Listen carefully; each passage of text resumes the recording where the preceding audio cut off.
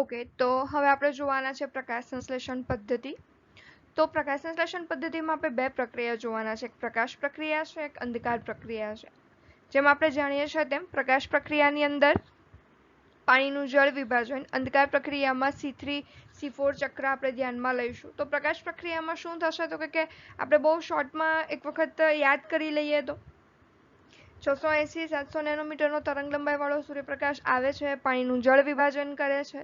પાણીના જળ વિભાજનથી hydrogen ion મુક્ત થાય છે, જે NADP દ્વારા સ્વીકારાય છે, NADPH2 માં કન્વર્ટ થાય છે અને ATP ઉત્પન્ન થાય છે, જે NADPH2 અને ATP C3 સાયકલમાં ઉપયોગમાં લેવાનું છે. તો આપણને ધ્યાનમાં આવે અહીંયા કે પ્રકાશ પ્રક્રિયા માટે આપણે આગળના એક પાર્ટમાં જોઈ ગયા છે, પાર્ટ 1માં, કે ક્લોરોફિલ છે તે મેઇન રોલ પ્લે કરે છે અને બાકીના બધા જે અણુઓ છે તે સહાયક અણુ તરીકે વર્તે છે. તો અહીંયા આપણે આ ધ્યાનમાં લઈએ કે પિગમેન્ટ મોલેક્યુલ અહીંયા જે લખ્યું છે તે એટલે કે રંજક દ્રવ્યો, જેને કહેવામાં આવે કે લાઇટ હાર્વેસ્ટિંગ કોમ્પ્લેક્સ, એટલે કે લાઇટ એટલે કે પ્રકાશ હાર્વેસ્ટ કરવું એટલે કે ગ્રહણ કરવો કોમ્પ્લેક્સ, એક આખા સમુદાય દ્વારા સૂર્યપ્રકાશનો અહીંયા સ્વીકાર થાય છે. કયા સ્વરૂપે? ફોટોન સ્વરૂપે. આથી આને ફોટો સિસ્ટમ કહેવાય, કે જે બધી તરંગલંબાઈ એકબીજાની સાથે ભેગી કરીને પછી એને પ્રાથમિક ગ્રાહક તરફ મોકલે. એટલે જો તમે યાદ કરો કે અચક્રીય અને ચક્રીય ફોટોફોસ્ફોરાયલેશન માટે તો તમને ધ્યાનમાં આવશે સપોઝ કે ઝેડ સ્કીમ, અથવા તો આપણે ધ્યાનમાં લઈએ કે અચક્રીય ફોટોફોસ્ફોરાયલેશન ઉપરાંત ચક્રીય ફોટો, આ આપણે જે રેડ પેનથી ડ્રો કર્યું છે તે ચક્રીય ફોટો અચક્રીય ફોટોફોસ્ફોરાયલેશન, અને અહીંયા આપણે ધ્યાનમાં લઈશું અચક્રીય ફોટોફોસ્ફોરાયલેશન. તો બંનેમાં એક વસ્તુ તમને એવી કોમન દેખાશે કે ત્યાં ક્લોરોફિલના અણુઓ સૂર્યપ્રકાશનો સ્વીકાર કરવા માટે હાજર હોય છે, જેનો સ્વીકાર કરીને તે ઉર્જાને આગળ મોકલશે અને એની પછીની પ્રક્રિયા આપણે નેક્સ્ટ સ્ટેપમાં જોઈશું. અહીંયા આ ટોપિકમાં આપણે વાત કરવાના છે પ્રકાશ પ્રક્રિયા શું છે. તો પ્રકાશ પ્રક્રિયા ખરેખર ત્યાં પ્રકાશનું શોષણ કરે, પાણીનું જળ વિભાજન કરે, ઓક્સિજન ઉત્પન્ન કરશે અને રાસાયણિક મધ્યસ્થી જેવા કે ATP અને NADPH નો સમાવેશ કરશે. આ પ્રક્રિયા માટે પ્રકાશ તંત્ર જરૂરી છે, આથી તેને પ્રકાશ પ્રક્રિયા કહેવાય. એવું નથી કે પ્રકાશની હાજરી ફરજિયાત જોઈએ છે, પણ આપણે એવું કહી શકીએ કે પ્રકાશ તંત્ર એટલે કે ફોટોન ફરજિયાત જોઈએ છે, આથી અહીંયા એને પ્રકાશ પ્રક્રિયા કહીએ છીએ. વાત કોણે કરેલી છે? અહીંયા સૌથી પહેલા અભ્યાસ કોણે કર્યો છે તો ધ્યાનમાં લઈએ તો ઇમર્સન અને આર્નોલ્ડે ક્લોરેલા ઉપર કામ કર્યું અને બે પ્રકાશ તંત્ર અથવા તો બે રંજક દ્રવ્ય તંત્રનો ખ્યાલ આપ્યો, જે આપણે વાત કરી ગયા છે PS1 પ્રકાશ તંત્ર 1, PS2 પ્રકાશ તંત્ર 2 માં અલગ અલગ પ્રકાશ રાસાયણિક પ્રકાશગ્રાહી સંકુલ એટલે કે લાઇટ હાર્વેસ્ટિંગ કોમ્પ્લેક્સમાં આયોજિત થયેલા હોય. એટલે આપણે એવું કહી શકીએ કે એક પ્રકાશ તંત્ર શેનું બનેલું છે તો કે એક પ્રકાશ તંત્ર પ્રક્રિયા કેન્દ્ર, એટલે કે પ્રક્રિયા કેન્દ્ર એટલે આપણા માટે શું થવાનું છે? ક્લોરોફિલ એ થશે. અને LHC એટલે કે લાઇટ હાર્વેસ્ટિંગ કોમ્પ્લેક્સ એટલે કે એને મદદ કરતા બીજા વાત કરી ગયા તેમ ક્લોરોફિલ બી, કેરોટીનોઇડ્સ રંજક દ્રવ્ય છે, ઝેન્થોફિલ છે, કેરોટીન છે, એ દ્રવ્યોની હાજરી છે કે જે એને એના પ્રક્રિયા કેન્દ્ર તરફ ફોટોનને મોકલશે. તો આપણે ધ્યાનમાં લઈએ દરેક પ્રકાશ તંત્રમાં સહાયક રંજક દ્રવ્ય દ્વારા આવૃત પ્રક્રિયક કેન્દ્ર ક્લોરોફિલ એ નો અણુ આવેલો હોય છે. પ્રક્રિયક કેન્દ્ર તરીકે કયો અણુ? ફરી એક વખત ધ્યાનમાં લેજો, ક્લોરોફિલ એ નો અણુ. સહાયક રંજક દ્રવ્ય પ્રકાશ ઉર્જા શોષે અને ત્યારબાદ પ્રક્રિયક કેન્દ્રને સ્થાનાંતરિત કરે. એટલે આપણે વાત કરી ગયા તેમ કે ક્લોરોફિલ અને અહીંયા આપણે વાત કરીએ કે ક્લોરોફિલ એ છે તે કેન્દ્ર છે, ક્લોરોફિલ બી છે તે સહાયક છે, કેરોટીન છે, ઝેન્થોફિલ છે. તો અહીંયા આપણે આ વાત કરીએ કે ઝેન્થોફિલ ક્લોરોફિલ એને આપશે, કેરોટીન ક્લોરોફિલ એને આપશે, ક્લોરોફિલ બી ક્લોરોફિલ એને આપશે. તો આપણે વાત કરીએ કે શોષણ કર્યા બાદ એનો મૂવ કોના તરફ થશે? ક્લોરોફિલ એ તરફ થશે. આથી ક્લોરોફિલ એને પ્રક્રિયા કેન્દ્ર કહેવામાં આવે છે. આ રંજક દ્રવ્ય પ્રકાશની વિવિધ તરંગલંબાઈનું શોષણ કરીને પ્રકાશ સંશ્લેષણને વધારે કાર્યક્ષમ બનાવે છે. આપણે આગળ વાત કરી ગયા છે, જો એ શોષણ ન કરે અને એકલું ક્લોરોફિલ એ શોષણ કરે તો એનું ફોટો ઓક્સિડેશન થવા માંડે, અને જો ક્લોરોફિલ એ પણ શોષણ ન કરે તો વેસ્ટ જાય. આથી આ બધા અણુઓ ભેગા મળીને પ્રકાશનું શોષણ કરે અને ક્લોરોફિલ એ તરફ મોકલી આપશે. આ અણુઓ એન્ટેના અણુ અથવા LHC તરીકે ઓળખાય. LHC પ્રોટીનથી બંધાયેલા 100 કરતાં વધારે રંજક દ્રવ્યના અણુઓ છે. આ એક્ઝામમાં આંકડો પૂછાઈ ગયેલો છે, જૂની બુકનો આંકડો છે. કેટલા રંજક દ્રવ્યના અણુઓ હોય છે? 250 થી 400 અણુઓ હોય છે કે રંજક દ્રવ્ય સાથે બંધાયેલા હોય. બંને પ્રકાશતંત્રમાં પ્રક્રિયા કેન્દ્ર અલગ છે. PS1 માં ક્લોરોફિલ A પ્રક્રિયક કેન્દ્ર છે. તેની શોષણ ઉચ્ચતા 700 નેનોમીટર છે, આમ તેને P700 પણ કહેવાય. જ્યારે PS2 ની શોષણ ઉચ્ચતા 680 નેનોમીટર છે, આથી એને P680 પણ કહેવામાં આવે. આપણે બોર્ડમાં ભણતી વખતે ધ્યાનમાં લઈ ગયા છીએ. PS1 અને PS2 એ ક્રમને આધારે નહીં, એની શોધના આધારે નામ પડેલા છે, જે આપણે ધ્યાનમાં રાખીશું.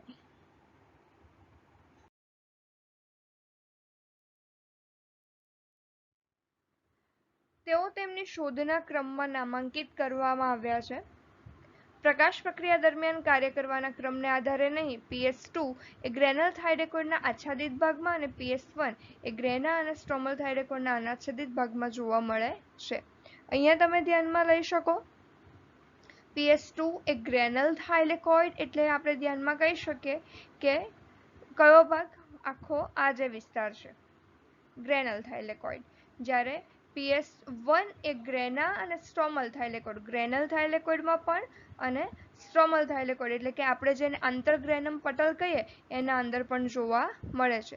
તો આપણે ત્યાં લખી લઈએ એક વખત માટે, તો ધ્યાનમાં આવે આપણને કે આ જે પાર્ટ છે ત્યાં આપણને જોવા મળે છે PS2 અને PS1. જ્યારે મિડલ પાર્ટમાં આપણને શું જોવા મળે છે? અહીંયા તમને આપેલું છે તેમ. જ્યારે PS1 એ ગ્રેના અને સ્ટ્રોમલ થાઇલેકોઇડ બંનેમાં અનાચ્છિત હોય છે, એટલે અહીંયા આપણે ધ્યાનમાં લઈ શકીએ PS1. ગ્રેનલ થાઇલેકોઇડમાં PS1 અને PS2 બંને જોવા મળે છે, જ્યારે સ્ટ્રોમલ થાઇલેકોઇડમાં માત્ર શું જોવા મળે છે? PS1, જે અહીંયા મેં તમને ડ્રો કરીને બતાવ્યું તેમ. એક્ઝામમાં આપણા માટે એક બહુ ઇમ્પોર્ટન્ટ MCQ થઈ જાય. આની માહિતી કોઈ બુકમાં નથી આપી, તો આપણે ધ્યાનમાં રાખવું પડશે.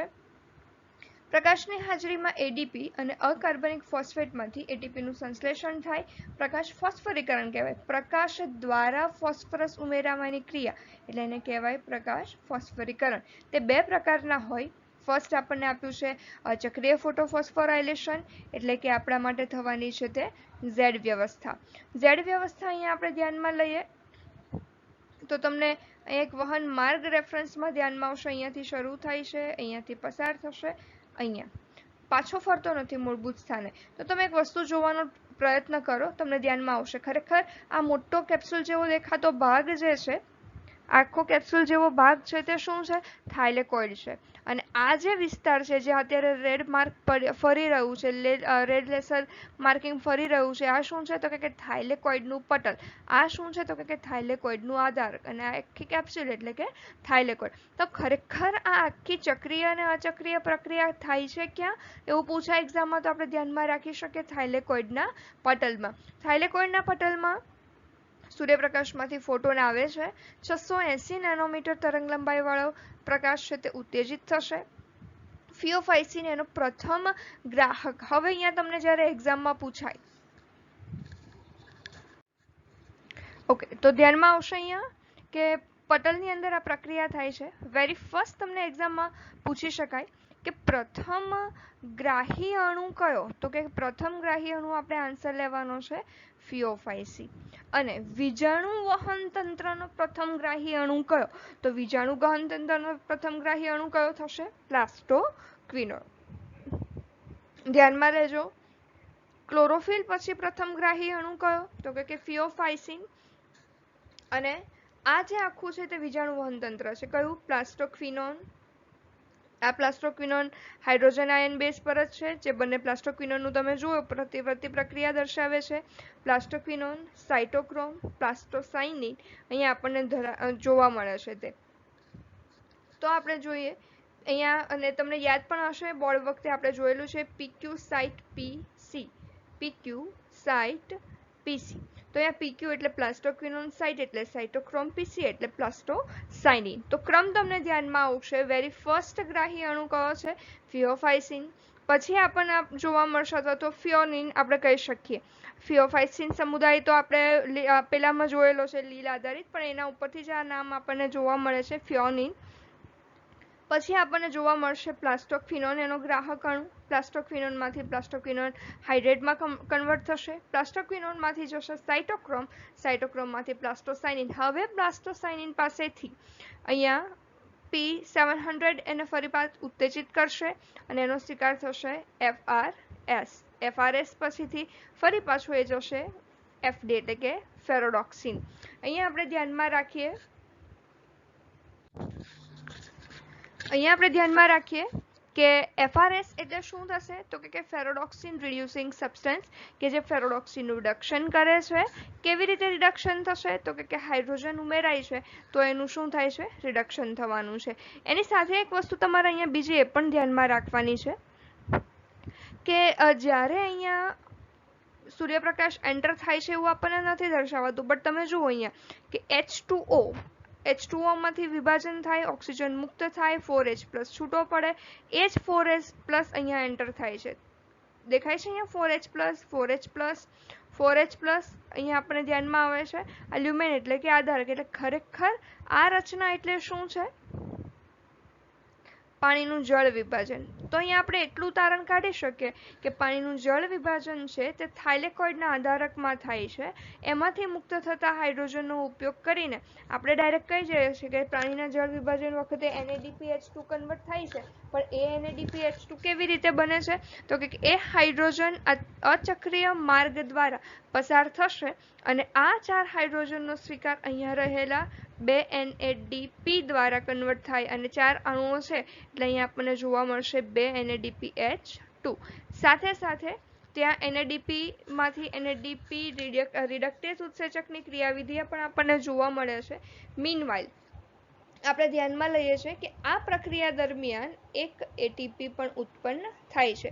કેવી રીતે થતો હશે તો કે અહીંયા આપણે એમ કહીએ કે પાણીનું જળ વિભાજન એક પાણીનો અણુ નથી હોતો કે એક પાણીનું જળ વિભાજન થઈને ત્યાં મોકલવામાં આવે. પાણીનો પુરવઠો સતત હોય છે એટલે અહીંયા હાઇડ્રોજન આયન પણ સતત હોય છે અને એ હાઇડ્રોજન આયન છે તો આ વિસ્તારને અગર તમે જોવાની ટ્રાય કરો તો શું થશે આપણા માટે આ કેમિયોસ્મોટિક સિદ્ધાંત.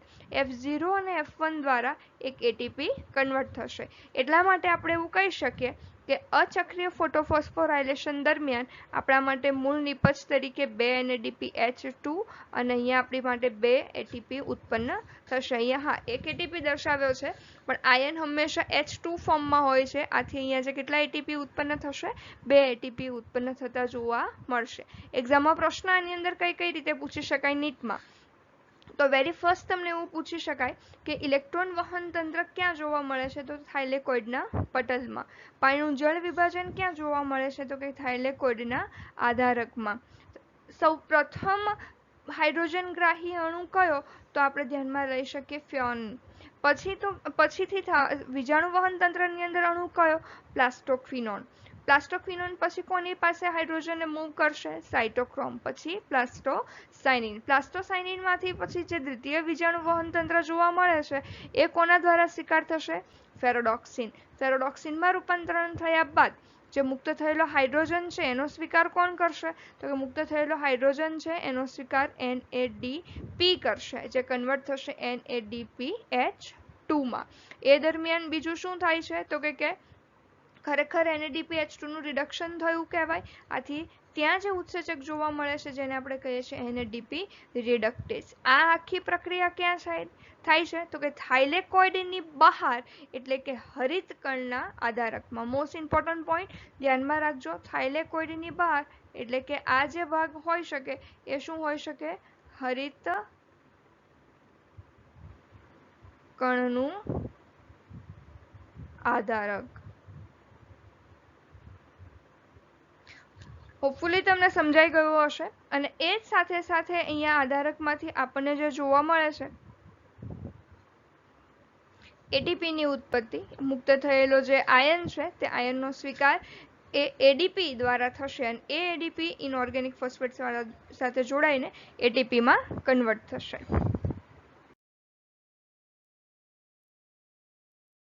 આપણે જે થિયરી આગળ જે જોઈ ગયા આકૃતિ એનું આપણને અહીંયા વર્ણન આપેલું છે.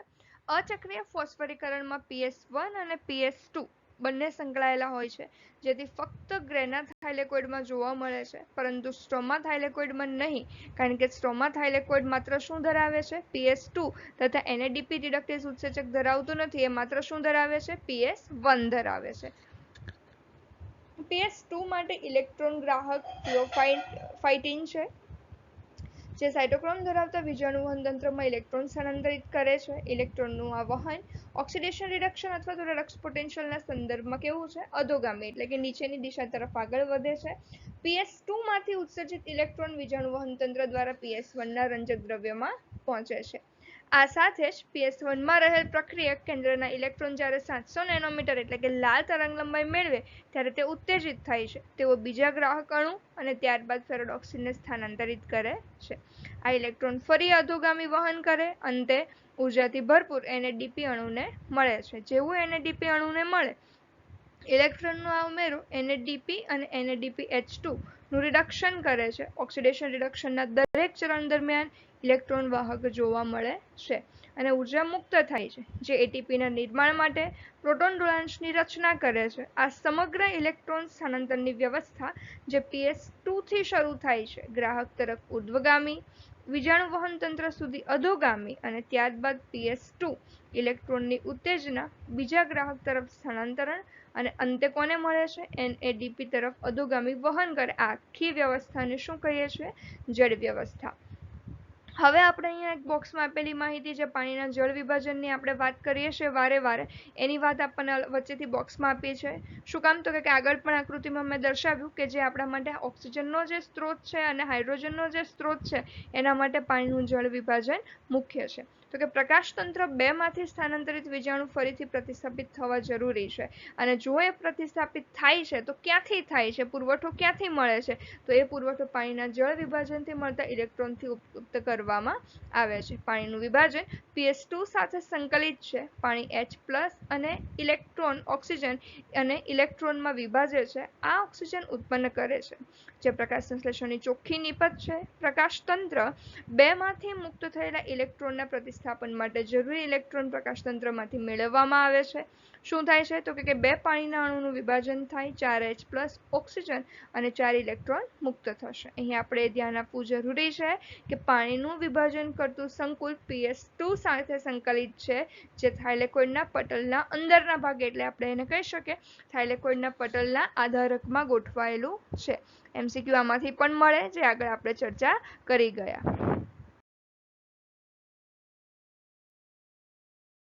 આ Z આકાર ત્યારે નિર્માણ પામે છે જ્યારે બધા વાહક તેમના રેડક્સ પોટેન્શિયલના ક્રમમાં ગોઠવવામાં આવે. પ્રકાશ ઉર્જાના શોષણથી PS2 દ્વારા મુક્ત થયેલો ઇલેક્ટ્રોન ક્લોરોફિલ A 680 માં પાછો ક્યારેય ફરતો નથી. આથી PS2 માં ઇલેક્ટ્રોનની કમી પાણીના પ્રકાશ વિભાજનથી પૂરી કરવામાં આવે છે, જેના પરિણામે જળ વ્યવસ્થામાં ઓક્સિજનનો ઉદ્ભવ થાય છે. પાણી પ્રકાશ વિભાજન થાઇલેકોઇડના પટલની અંદરની સપાટી ઉપર થાય છે, જેથી પ્રોટોન અને ઓક્સિજન થાઇલેકોઇડના પટલમાં મુક્ત થાય છે. જે દરમિયાન આપણે એમ કહીએ કે એક ક્વોન્ટમ કંઈક ઉર્જા મળતી હશે. ખરેખર એક ક્વોન્ટમ, જે સૂર્યપ્રકાશમાંથી એક ક્વોન્ટમ એક અણુ આવે છે, એમાંથી કેટલી ઉર્જા મુક્ત થાય છે? તો કે આટલી. પ્રકાશ સંશ્લેષણમાં એક અણુ ઓક્સિજનની ઉત્પત્તિ માટે જરૂરી પ્રકાશ ક્વોન્ટા અથવા તો ફોટોન કેટલા છે? 8. 4 H+ તમને જોવા મળ્યા તો 1 H+ બરાબર 2 ફોટોન. એટલે આપણે ધ્યાનમાં કરી શકીએ કે 2 ઓક્સિજનના અણુની ઉત્પત્તિ માટે કેટલા ફોટોન જોઈએ છે? 8. તો ક્વોન્ટમ નિપજ પ્રકાશ સંશ્લેષણમાં પ્રકાશના એક ક્વોન્ટમ દ્વારા ઉત્પન્ન થતા ઓક્સિજનના અણુની સંખ્યા ક્વોન્ટમ નિપજ છે. 8 ક્વોન્ટા 1 ઓક્સિજન ઉત્પન્ન કરે છે. આમ ક્વોન્ટમ નિપજ 1/8 એટલે કે 1 ઓક્સિજન ઉત્પન્ન થાય છે. એક ઓક્સિજનનો અણુ 8 ક્વોન્ટમને વાપરીને, જેને આપણે કહી શકીએ 0.125 અથવા તો 12.5%. એક્ઝામમાં જનરલી પૂછાતું નથી આ, પણ આપણે એટલું ધ્યાનમાં રાખીશું કે પ્રકાશ સંશ્લેષણમાં એક અણુ ઓક્સિજનની ઉત્પત્તિ માટે જરૂરી પ્રકાશ ક્વોન્ટા અથવા તો ફોટોન કેટલા છે? 8. એક અણુ O2 લખ્યું હોય તો 8 અને ખાલી ઓક્સિજન લખ્યો હોય તો 4 આવશે. ધ્યાનમાં રાખજો, O2 છે એટલે 8, પણ ખાલી O લખ્યો હોય, O ફોર્મ, એટલે એના ફોટોન કેવા થઈ જશે? હાફ. હવે અચક્રીય ફોટોફોસ્ફોરાયલેશન ભણ્યા પછી ચક્રીય ફોટોફોસ્ફોરાયલેશન સમજવું આપણા માટે એકદમ ઇઝી થઈ જશે. અહીં વેરી ફર્સ્ટ તો એ ધ્યાનમાં રાખીશું કે પાણીનું જળ વિભાજન નથી થતું, એટલે સીધી વાત છે કે આયનનો કોઈ વહન માર્ગ સતત નહીં સર્જાય, અને જો આયનનો વહન માર્ગ સતત નથી સર્જાતો તો આયન ફરીને પાછો ત્યાં આવી જાય છે, એટલે બહારથી લેવાની એટલી જરૂર રહેતી નથી. જોઈએ, ચક્રીય ફોટોફોસ્ફરીકરણમાં ફક્ત PS1 કાર્ય કરે છે. આ પ્રક્રિયા થવા માટેનું શક્ય સ્થાન સ્ટ્રોમા થાઇલેકોઇડ છે. ચક્રીય ETS દરમિયાન PS1 દ્વારા મુક્ત કરવામાં આવેલ ઇલેક્ટ્રોન પ્રક્રિયક કેન્દ્રમાં પાછો ફરે છે.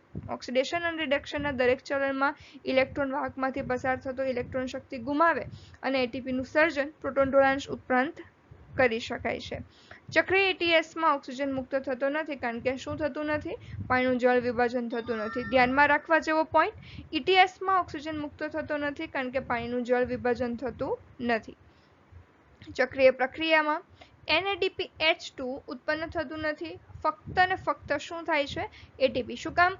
ઓક્સિજન મુક્ત નથી થતો, પાણીનું જળ વિભાજન, એટલે કે આપણી પાસે પ્રક્રિયક જ નથી, અને NADPH2 નું રિડક્શન પણ નથી થતું કારણ કે અહીંયા પાણીનું જળ વિભાજન નથી થતું, એટલે હાઇડ્રોજન ઉત્પન્ન થતો નથી. તો ફક્ત ને ફક્ત શું થાય છે? એટીપી નું નિર્માણ થાય છે. તો આપણા માટે અહીંયા સાયક્લિક ફોટોફોસ્ફોરાયલેશનની પ્રક્રિયા માટે આપણે જોઈએ તો ફોટોસિસ્ટમ 700 સૌથી પહેલા FRS, શું એને કહીશું આપણે?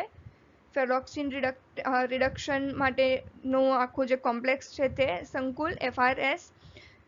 હવે એનો સ્વીકાર FD દ્વારા થશે, ફેરોડોક્સિન દ્વારા, પ્લાસ્ટોક્વિનોન દ્વારા, સાઇટોક્રોમ દ્વારા, PC દ્વારા. FD PQ સાઇટ PC, પહેલામાં આવતું હતું QPQ સાઇટ PC. તો આપણે ધ્યાનમાં રાખીએ કે ફરીને પાછું ઇલેક્ટ્રોન P700 પાછો આવે છે, એટલા માટે એને ચક્રીય ફોટોફોસ્ફોરાયલેશન કહેવાય છે. બંને પ્રક્રિયાનો તફાવત અને અહીંયા તમને શોર્ટમાં એક રિવિઝન આપ્યું છે, જોઈ લઈએ. પ્રથમ ગ્રાહી અહીંયા આપણને જોવા મળે છે LHC, પાણીના જળ વિભાજનથી. અહીંયા તમને એરો આપેલો છે, શેના માટેનો? હાઇડ્રોજન માટેનો. તો ઇલેક્ટ્રોન એક્સેપ્ટર છે એ તેનો સ્વીકાર કરશે ફિયોફાઇની, અને એનો જે વહન થશે અહીંયા આપણે કહીએ ક્વિનોનથી પ્લાસ્ટોક્વિનોન તરફ. એ દરમિયાન તમે જોઈ શકો છો એડીપીમાંથી એટીપી મુક્ત થાય છે. જેવું ત્યાંથી મુક્ત થશે, અહીંયા ફેરોડોક્સિન આધારિત LHC જે ઉત્પન્ન કરવા માટેનું જે એક સંકુલ જોવા મળે છે, જે આપણા માટે થવાનું છે ફોટોસિસ્ટમ 1 700 વાળું. ઇલેક્ટ્રોન એક્સેપ્ટ કરશે અને NADPH માં કન્વર્ટ થશે. H એટલા માટે લખ્યું છે કે એક હાઇડ્રોજન એક ઇલેક્ટ્રોન માટેનો વહન માર્ગ છે. જો તમે અહીંયા બે પાણીના અણુ લો તો તમને ધ્યાનમાં આવશે કે અહીંયા NADPH એટલે કે NADPH2 જોવા મળશે. સંખ્યા સમાન છે, અહીંયા આપણે સંખ્યાને ધ્યાનમાં નહીં લઈએ તો પણ કોઈ ફરક નથી પડી જતો, પણ એક્ઝામમાં કઈ એક બેઝને લઈને પ્રશ્ન પૂછાણો છે એ અકોર્ડિંગ તમારે NADPH, NADPH2 અથવા તો 2 NADPH2 કયું લખવું હોય તમારે ત્યાં નક્કી કરવાનું રહેશે. ચક્રીય ફોટોફોસ્ફોરાયલેશનમાં તમે જોઈ શકો ક્લોરોફિલ જે એ છે P700 જે લાલ પ્રકાશની તરંગલંબાઈ છે એનો સ્વીકાર કરે છે. અહીંયાથી ઉત્તેજિત થઈને અણુ જશે પ્રથમગ્રાહી અણુમાંથી, જે વિજાણુ વાહક તંત્ર છે એમાંથી પસાર થશે ને એ દરમિયાન એટીપી મુક્ત થાય છે. તફાવત છે તે કદાચ તમે ધ્યાનથી જુઓ તો મેઇન આપણે આખું વાત કરી ગયા એ જ છે. અચક્રીય ફોટોફોસ્ફોરાયલેશન, ચક્રીય ફોટોફોસ્ફોરાયલેશન. અચક્રીયમાં PS2 અને PS1 બંને પાર્ટિસિપેશન કરે છે, આમાં ફક્ત PS1 પાર્ટિસિપેશન કરે છે. પ્રથમ ગ્રાહક અહીંયા આપણને જોવા મળે છે ફિયોફાઇટીન, અહીંયા આપણને જોવા મળે છે FRS. અહીંયા એ અણુ પાછો ઇલેક્ટ્રોન ફરતો નથી, અહીંયા P700 માં પાછો ફરે છે. પાણીનું જળ વિભાજન થાય છે તો ઓક્સિજનની મુક્તિ થાય છે અને NADPH2 ઉત્પન્ન થશે. પાણીનું જળ વિભાજન થતું નથી, ઓક્સિજન મુક્ત થતો નથી, NADP ઉત્પન્ન પણ નથી થતો, એનું રિડક્શન પણ થતું નથી. NADPH2 ઉત્પન્ન નથી થતો કારણ કે NADP નું રિડક્શન થતું નથી. ધ્યાનમાં રાખ્યું કેમિયોસ્મોટિક સિદ્ધાંત. એમ તો આપણને સમજાઈ ગયેલી થિયરી છે, આકૃતિ પણ સમજાઈ ગયેલી છે, પણ ફરીવાર તમે ધ્યાનમાં લો તો આ આખી જે આપણને રિંગ દેખાય છે એ થાઇલેકોઇડ છે. આ આખું જે છે તે થાઇલેકોઇડની અંદરનું આધારક છે. ફોટોસિસ્ટમ 1 અને ફોટોસિસ્ટમ 2 દર્શાવે છે, અને અહીંયા પ્લાસ્ટોક્વિનોન જે સાઇટોક્રોમ આધારિત જે જોવા મળે છે, સાઇટોક્રોમ B અને F. તો આ જે છે તે ચક્રીય અને અચક્રીય ફોટોફોસ્ફોરાયલેશન દર્શાવે છે. તો તમને જો આગળની આકૃતિ યાદ હોય તો ઠીક છે, અધરવાઇઝ વિડીયોને તમે બેકવર્ડ કરીને જોઈ લો, તમને ધ્યાનમાં આવશે કે સાઈડમાં એક નાની એવી પિન જેવી બહાર નીકળે છે માહિતી. ત્યાં મેં તમને ઓલરેડી દર્શાવેલું છે કે અહીંયા હાઇડ્રોજનની જે ઉત્પત્તિ થાય છે તે F0 F1 માંથી પસાર થશે, ADP માંથી ATP માં કન્વર્ટ થશે અને એના માટે ત્યાં ઉત્સેચક જોઈશે ATP સિન્થેટેઝ. તો આ જે પ્રક્રિયા જે છે તે ચક્રીય અને અચક્રીય પ્રક્રિયાનો એક ભાગ છે. જ્યારે અચક્રીય પ્રક્રિયા દરમિયાન જે આપણે વાત કરી ગયા તેમ બહારથી હાઇડ્રોજન આવે છે, અહીંયાથી ઇલેક્ટ્રોન સ્વીકાર થાય, NADP નું કન્વર્ઝેશન થાય છે NADPH2 માં. મીનવાઇલ પીએચ ખૂબ ઊંચી, પીએચ એટલે અહીંયા આપણે ધ્યાનમાં રાખી શકીએ કે હાઇડ્રોજન આયન ખૂબ વધારે, પાણીનું જળ વિભાજન થાય છે, હાઇડ્રોજન આયન ખૂબ વધારે, હાઇડ્રોજન આયન એટલે તમે કેમિસ્ટ્રીમાં કહેતા હો છો એની પીએચ વેલ્યુ વધારે છે. તો આ એક કોમિ-ઓસ્મોટિક સિદ્ધાંત કોણે આપ્યો છે? પીટર મિશેલે. એણે જોયું કે હરિતકણ અને કણાભ સૂત્રમાં એટીપીના નિર્માણની પદ્ધતિ સમજાવવા માટે રજૂ કરવામાં આવેલો છે આ પ્રક્રિયા. આ સિદ્ધાંત મુજબ એટીપી સંશ્લેષણ પટલની આરપાર પ્રોટોન ઢોળાંશનું, પ્રોટોન એટલે વાત કોની થાય છે? હાઇડ્રોજન. ઢોળાંશ એટલે વધારે અહીંયા હોય થાઇલેકોઇડની અંદર, તો દબાણપૂર્વક છે તે થાઇલેકોઇડમાંથી બહાર આવે છે, એટલે આપણે ધ્યાનમાં લઈએ છીએ પ્રોટોન ઢોળાંશ નિર્માણ સાથે સંકળાયેલ છે. હરિતકણમાં પટલ થાઇલેકોઇડના છે.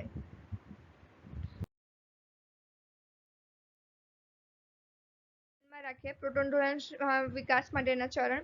પાણીના અણુનું વિભાજન પટલના અંદરના ભાગે થાય છે, જેથી પાણીના વિભાજનથી ઉત્પન્ન થતા હાઇડ્રોજન આયનો થાઇલેકોઇડના પોલાણમાં એકઠા થશે. ચિત્ર સ્વરૂપે યાદ રાખો, થાઇલેકોઇડના પોલાણમાં હાઇડ્રોજન ઉત્પન્ન થયા.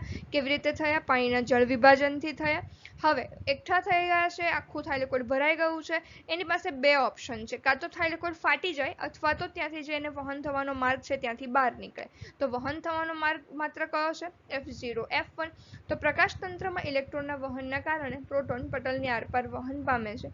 એટલા માટે થાય છે કારણ કે પટલની બહારના ભાગે આપેલ પ્રાથમિક વિજાણુગ્રાહક એટલે કે ફિયોપાઇટી તેના ઇલેક્ટ્રોનને વિજાણુગ્રાહક તરીકે નહીં પરંતુ હાઇડ્રોજન વાહક પ્લાસ્ટોક્વિનોનને કરે છે. એટલે કે ચક્રીય આપણે અચક્રીય તબક્કાની વાત થઈ. જુઓ તમે કે વહન કરવા માટે પ્લાસ્ટોક્વિનોન છે તે તેને આગળ મોકલાવે છે.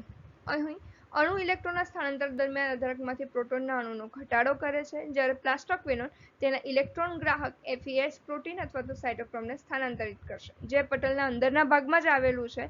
પ્રોટોન પટલની અંદરની તરફ આવેલા પોલાણમાં મુક્ત થાય છે.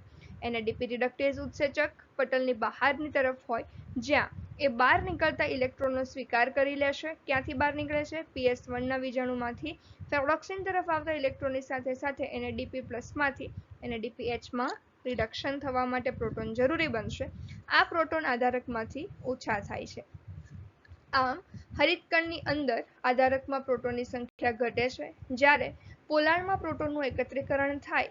આ થાઇલેકોઇડના પટલની આરપાર પ્રોટોન ઢોળાંશ રચાય છે તથા પોલાણની pH સ્પષ્ટ ઘટે છે.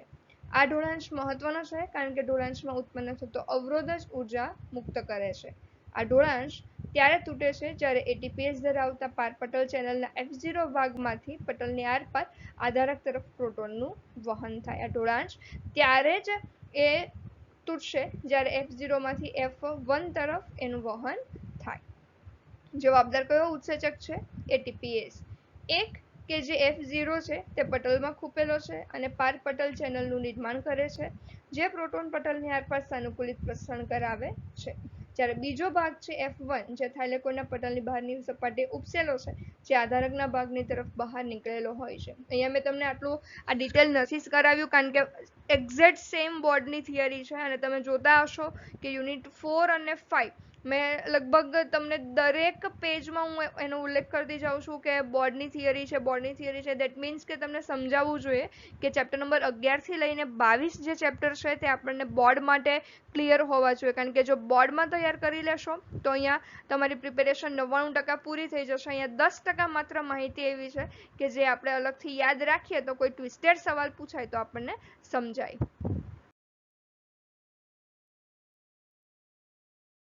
ઢોળાંશમાં અવરોધ પૂરતી ઉર્જા પૂરી પાડે છે. ATPase F1 અણુમાં રચનાત્મક ફેરફાર ઉત્તેજે છે, જેથી ઉત્સેચક ઘણા બધા ઉર્જાથી ભરપૂર ATPના અણુઓનું સંશ્લેષણ કરે છે. કેમિઓસ્મોસિસ પટલ પ્રોટોન પંપ, હાઇડ્રોજન વાહક, પ્રોટોન ઢળાંશ અને એટીપીએસ ની જરૂરિયાત ધરાવે છે. ઉર્જાનો ઉપયોગ પટલની આરપાર પ્રોટોનના પમ્પિંગ માટે થાઇલેકોઇડના પોલણમાં જે ઢોળાણ સર્જન થાય છે તે પ્રોટોનનું ઊંચું સંકેન્દ્રણ કરવા માટે થાય છે. એટીપીએસમાં એવી ચેનલ આવેલી હોય છે જે પટલની આરપાર પ્રોટોનનું ઉલટું પ્રસરણ કરાવે છે, જે એટીપીએસને સક્રિય કરવા પૂરતી ઉર્જા મુક્ત કરે છે અને એટીપીના નિર્માણનું ઉદ્દીપન કરે છે, એટલે કે એટીપી બનવા માટે મદદ કરે છે. હવે આપણે ધ્યાનમાં લઈએ કે જો આ પ્રક્રિયા દરમિયાન એટીપી અને NADPH2 બંને ઉત્પન્ન થયા તો એ ઉપયોગમાં ક્યાં લેવાશે? આ પણ ટેક્સ્ટબુકની બેઠી થિયરી છે. ક્યાં ઉપયોગમાં લેવાશે? તો કે ઉપયોગમાં લેવા માટેનો એક નાનો એવો પ્રયોગ જે MCQ આપણને પૂછાય છે તે હું અહીંયા સાથે અંડરલાઈન કરી દઉં છું. બોર્ડની જ માહિતી છે અહીં પણ, તો ધ્યાનમાં આવશે તમને. આ પ્રક્રિયામાં CO2 શર્કરામાં રિડ્યુસ થાય છે, એટલે કે CO2 છે તેનું રિડક્શન થઈને શેમાં કન્વર્ટ થઈ જાય? શર્કરામાં. તે કઈ પ્રક્રિયા તરીકે ઓળખાય? અંધકાર પ્રક્રિયા. અને અંધકાર પ્રક્રિયાનો અર્થ બિલકુલ એવો નથી કે અંધારામાં કે રાત્રિ દરમિયાન થાય. એ પ્રક્રિયા દિવસ દરમિયાન પણ થાય છે, પણ એ પ્રક્રિયામાં સૂર્યપ્રકાશનો ઉપયોગ અથવા તો એની કોઈ જરૂરિયાત રહેતી નથી.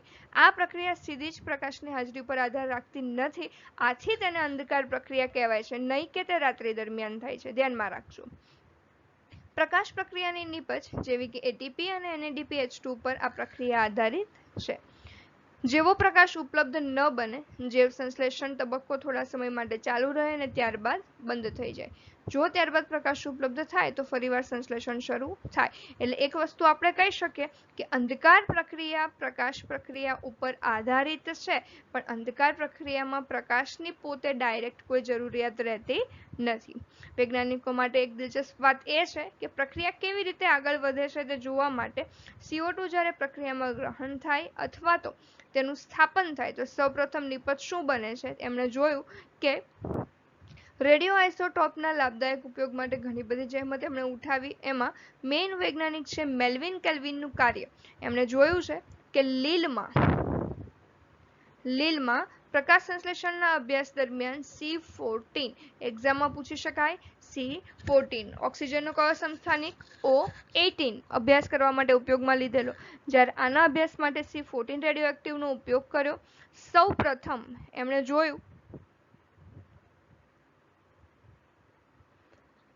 કે CO2 સ્થાપિત નિપજ શોધી 3 કાર્બનનો કાર્બનિક એસિડ. એમણે જોયું કે કાર્બન જેવો સ્થાપિત થાય સૌપ્રથમ કેટલા કાર્બનનો અણુ બને છે? 3 કાર્બન વાળો. એ પણ સ્થાયી અણુ તો બીજા પણ બને મધ્યસ્થી ઘણા બધા જે આપણા અભ્યાસમાં નથી આપ્યા, પણ સૌપ્રથમ સ્થાયી અણુ કેટલા કાર્બનનો? 3 કાર્બનનો. તેને સમગ્ર જૈવ રાસાયણિક પથ દર્શાવવા માટે પણ કાર્ય કર્યું. આથી તેમના નામ પાછળ તે કાર્યને કેલ્વિન ચક્ર તરીકે ઓળખાયું. સૌપ્રથમ જે નિપજ શોધવામાં આવી તે 3-ફોસ્ફોગ્લિસરિક એસિડ અથવા ટૂંકમાં એને કહીએ છીએ આપણે PGA.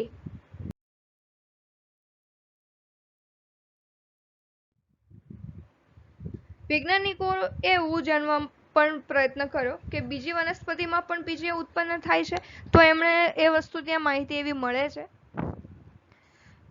કે PGA CO2 ની સ્થાપનની પહેલી નિપજ છે, પણ બધી જ વનસ્પતિમાં આવું છે એવું શક્ય નથી અને ઘણી બધીમાં એમણે એ નથી પણ જોયું. તો એમણે બીજું કઈ બાબત જોવા મળી તો કે ખૂબ વિશાળ શ્રેણીની વનસ્પતિ ઉપર પ્રયોગ કર્યા બાદ એક અલગ જૂથની વનસ્પતિ શોધવામાં આવી, જેમાં CO2 ના સ્થાપનની પ્રથમ સ્થાયી નિપજ તરીકે કાર્બનિક એસિડ જ હતી, પરંતુ કાર્બન કેટલા હતા? 4.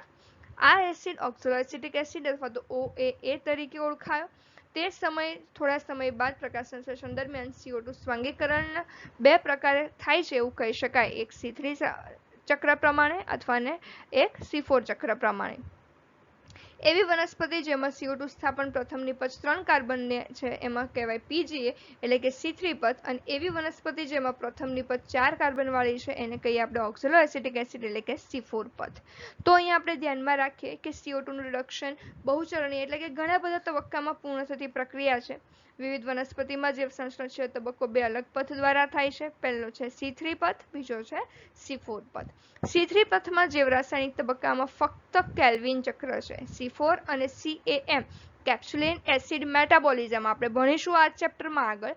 C4 અને CAM કેપ્સ્યુલિક એસિડ મેટાબોલિઝમ પથમાં કેલ્વિન ચક્ર પહેલા બીજી વધારાની પ્રક્રિયાઓ પણ થાય છે. એનો અર્થ એવો થયો કે બીજી પ્રક્રિયા ગમે તેટલી થાય પણ એની અંદર કેલ્વિન ચક્ર તો થાય જ છે એ C4 હોય કે CaM હોય. તો વાત કરીએ આપણે C3 પથની.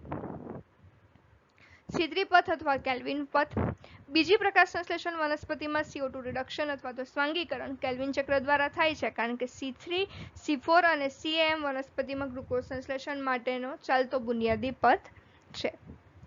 C3 પથમાં મધ્ય પર્ણકોષમાં આવેલા હરિતકણના આધારકમાં થાય છે. MCQ અહીંયા હવે બનતા જાય છે કે C3 પથમાં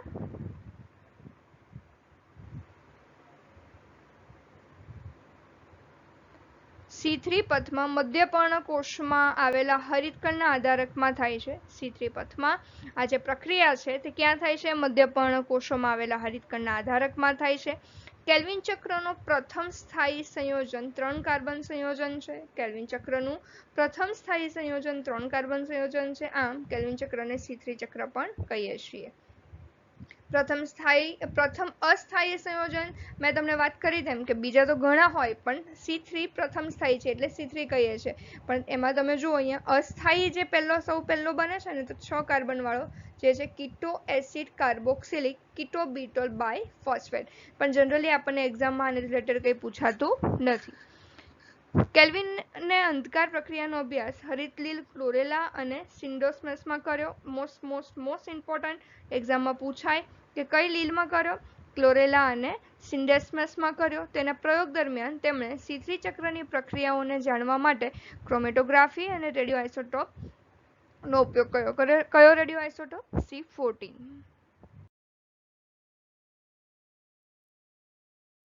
પ્રક્રિયા આપણે જાણીએ તો 3 તબક્કામાં પ્રક્રિયા પૂર્ણ થાય છે: કાર્બોક્સિલેશન, રિડક્શન, પુનઃનિર્માણ. અને એના માટે એક બહુ ઇમ્પોર્ટન્ટ એવો વનસ્પતિક ઉત્સેચક કાર્યરત છે, રૂબિસ્કો. રિબ્યુલોઝ 1,5-bis કે બાયફોસ્ફેટ કાર્બોક્સિલેઝ ઓક્સિજનેઝ. નામની અંદર જ આપણે જાણીએ છીએ તેમ કાર્બોક્સિલેઝ ઓક્સિજનેઝ એટલે કે કાર્બન ડાયોક્સાઇડના સ્થાપન સાથે પણ એ સંકળાયેલો છે, ઓક્સિજનના સ્થાપન સાથે. અર્થાત રૂબિસ્કો CO2 સાથે પણ જોડાય છે અને ઓક્સિજન સાથે પણ જોડાય છે. જાણી ગયા છે, આપણા માટે નવું નથી, રિવિઝન છે, તો ધ્યાનમાં રાખજો. કાર્બન ચક્રનો C3 ચક્રનો મુખ્ય ઉત્સેચક છે જે આધારકમાં હોય છે. ધ્યાનમાં રાખજો, ક્યાં હોય છે? આધારકમાં હોય છે.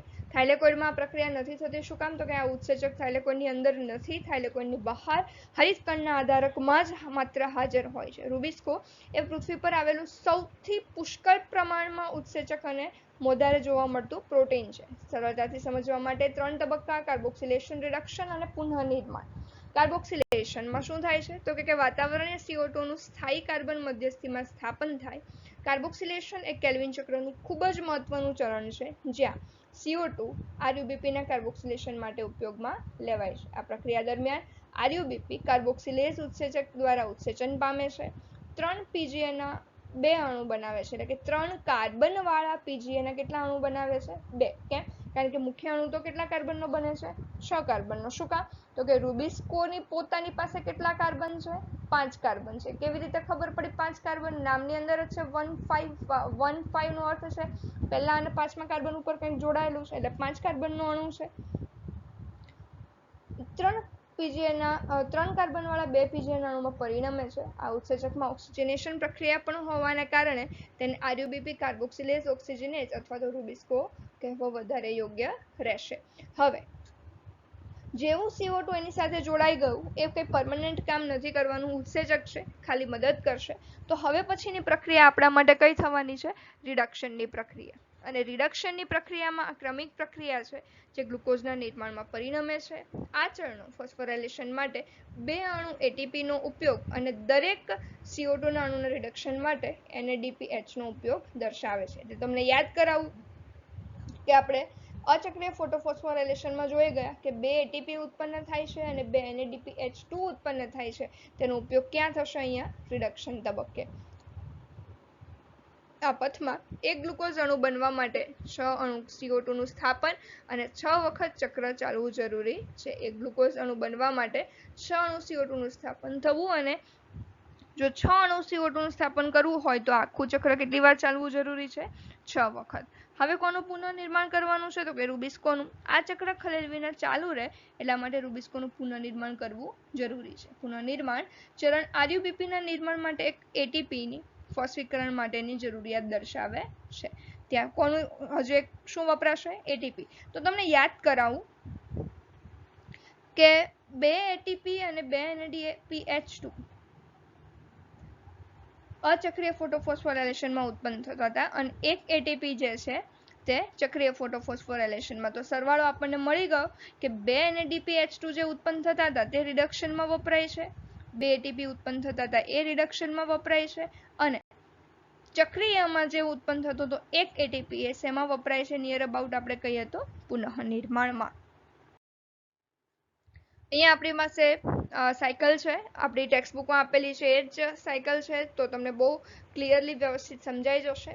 5 કાર્બન વાળું રિબ્યુલોસ 1,5 બાયફોસ્ફેટનું કાર્બોક્સિલેશન થાય છે. કાર્બોક્સિલેશન દરમિયાન CO2 અને H2O બંને જોડાઈ આરયુબીપીની સાથે અને 3 કાર્બન વાળા કેટલા અણુ બને છે? 2. હવે રિડક્શન થાય છે તો એ દરમિયાન 2 એટીપી 2 NADPH2 નું રૂપાંતરણ થાય છે. હવે 2 NADPH નું રૂપાંતરણ થાય 2H+ અહીંયા એડ થાય છે. તો આપણે ધ્યાનમાં રાખીએ કે એટીપી વપરાઈને શું બનશે? એડીપી વપરાઈ ગયો, અર્થાત કે ફોસ્ફરસ છૂટો પડ્યો. NADPH2 છે એ વપરાઈ ગયા હાઇડ્રોજન અને કન્વર્ટ થઈ જશે NADP. હવે આ ફરી પાછું ક્યાં જતું રહેવાનું છે?